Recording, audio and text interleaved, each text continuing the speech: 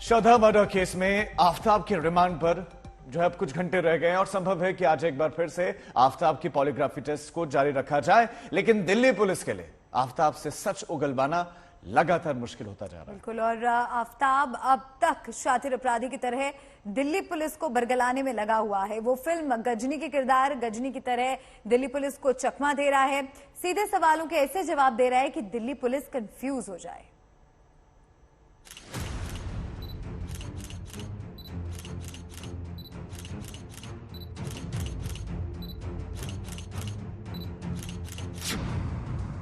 Ghazni style में police को बरगला रहा आफताब,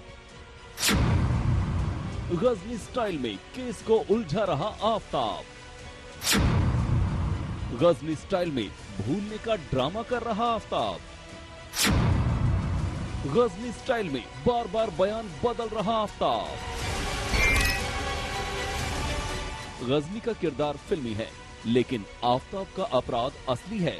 फिल्मी गजनी की तरह ही आफताब अपने जुर्म की सजा से बच निकलने की साजिशें कर रहा है।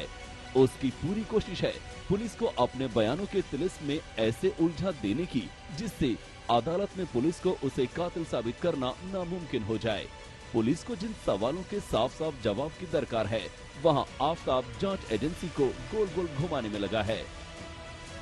जरा गौर कीजिए, पुलिस से आफताब ने कहा कि उसने श्रद्धा की लाश के 35 टुकड़े किए, लेकिन पुलिस रिमांड के 14 दिन होने को हैं।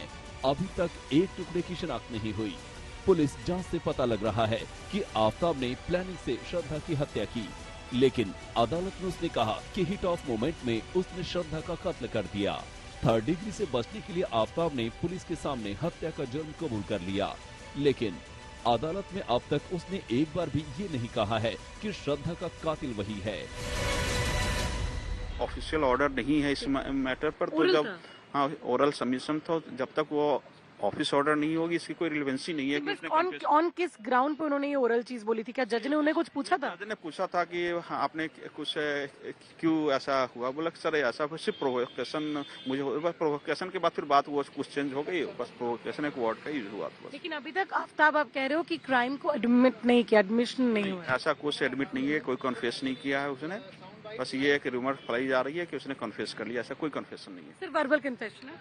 वर्बल भी नहीं कहा जा सकता है। लेकिन अगर वो कह रहे हैं, मिस कन्फेशन का मतलब है कि मैंने मार दिया उसको, ऐसा कुछ नहीं कहा कि मैंने मार दिया। दिल्ली पुलिस का सामना इस बार एक ऐसे शातिर अपराधी से है जो प्लानिंग में जांच एजेंसी से एक कदम आगे है। इस केस में कड़ियां जुड़ रही हैं। आफताब से पूछताछ के बाद मर्डर की पूरी पिक्चर पुलिस के सामने है, लेकिन हाथ नहीं आए हैं तो सबूत, वो सबूत जो पुलिस की थ्योरी को अदालत में सही साबित कर सकें।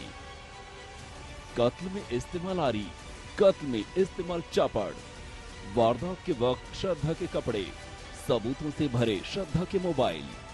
सवाल है दरअसल जो अक्यूज होता है उसको कैजुअल करने के लिए, उसको नॉर्मल करने के लिए जो डॉक्टर है वो इस तरह के सवाल करते हैं। लेकिन आपको चौंकाने वाली बात बताऊं कि दरअसल जब दिल्ली पुलिस के अधिकारी भी उससे पूछताछ करते हैं तो उससे एक पर्टिकुलर सवाल पूछा जाता है, तो आफताब यही कहता है कि मैं आपको शुरू से बताता हूँ। यानी कहीं न कहीं जो रटा रटाया जवाब, जो पूरा होमवर्क किया, न सिर्फ हत्या करने के लिए ऐसा लगता है कि उसने पूरा होमवर्क किया, बल्कि हत्या के बाद जो लाश ठिकाने लगाना है उसके लिए भी पूरा होमवर्क किया है। कुछ भी तो पुलिस के हाथ नहीं लग पाया। मेहरौली के जंगल से मिली हड्डियां, आफताब के घर से मिले खून के चंद छींटे, आफताब का कबूलनामा और परिस्थिति जन्य सबूत। इसके अलावा पुलिस के हाथ अब तक खाली हैं। अगर डीएनए टेस्ट से श्रद्धा की हड्डियों की वैज्ञानिक पुष्टि नहीं होती है तो दिल्ली पुलिस के लिए आफताब को कातिल साबित करना खासा मुश्किल होगा। अरविंद ओझा के साथ हिमांशु मिश्रा, दिल्ली आज तक।